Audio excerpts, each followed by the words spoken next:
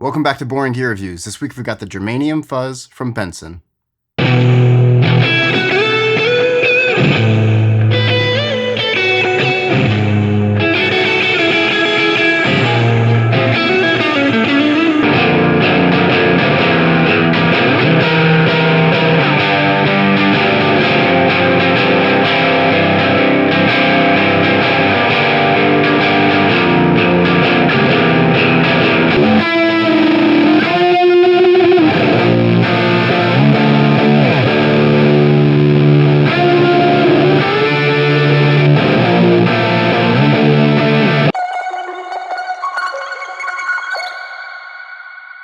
So Benson is a company based out of Portland, Oregon, and they are most commonly known for making amplifiers, but they're also getting very, very well known for making outstanding pedals. So one of the very unique characteristics of this fuzz is that there is an internal temperature control, so the bias is regulated automatically. Oftentimes with germanium fuzzes, in particular vintage style germanium fuzzes, is the sound changes drastically based on the temperature of the room you're in.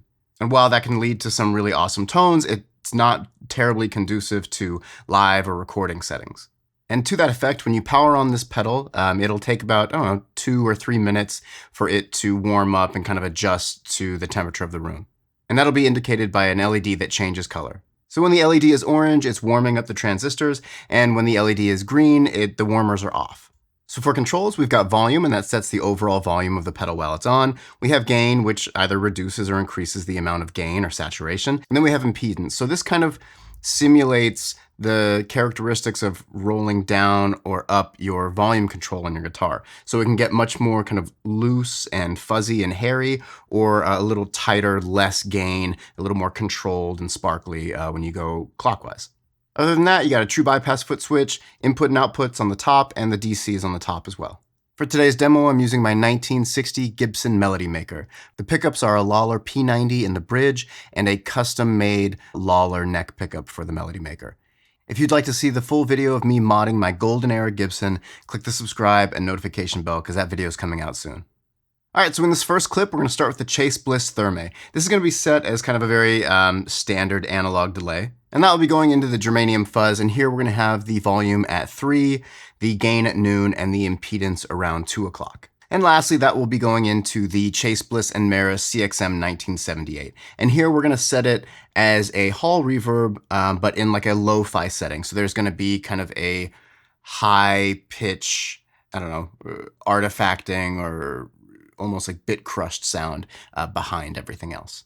So this is a pretty low gain setting for the fuzz, and I'm going to be using the neck pickup of the Melody Maker. And here you'll notice how well it saturates without getting muddy or harsh or anything like that. It's a really beautiful, warm, creamy saturation.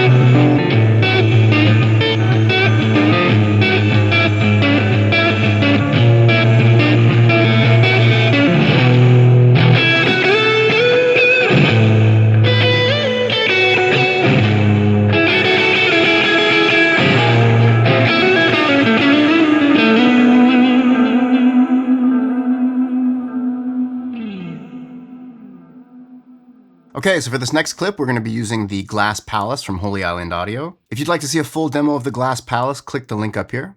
And here we're only going to be using the boost channel, so it's going to be a very, very mild breakup, just a little bit of push into the fuzz. And we're going to set the Benson fuzz fairly aggressive. So we're going to almost max the volume. It's around 4 o'clock. The gain is maxed, and then the impedance is around 10 or 11 o'clock. So this is a very thick saturation. What I found most surprising and exciting about this was how well it maintained clarity, even though it's, pushing as hard as it can go. That's also one of the reasons I love P90s, is that even when you drive them super hard, they maintain a clarity and like a bell-like quality, basically anytime you put drive in front of it.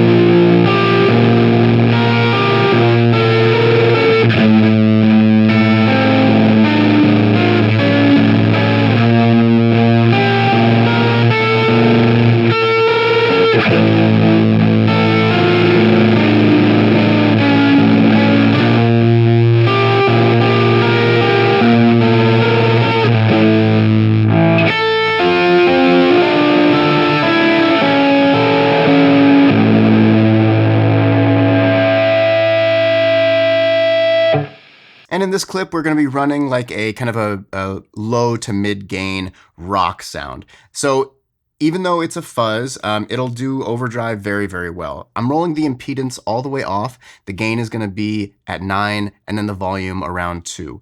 So here you'll get some of the fuzziness on the top end, and then the low end and the mids are much more kind of traditional overdrive sound. And this is a great example of the dynamics you can get with the Benson Germanium Fuzz, because in the first section, I'm going to be using my middle pickup, and you'll hear there's like definitely some breakup, some saturation and distortion, but it's like a totally manageable low gain setting.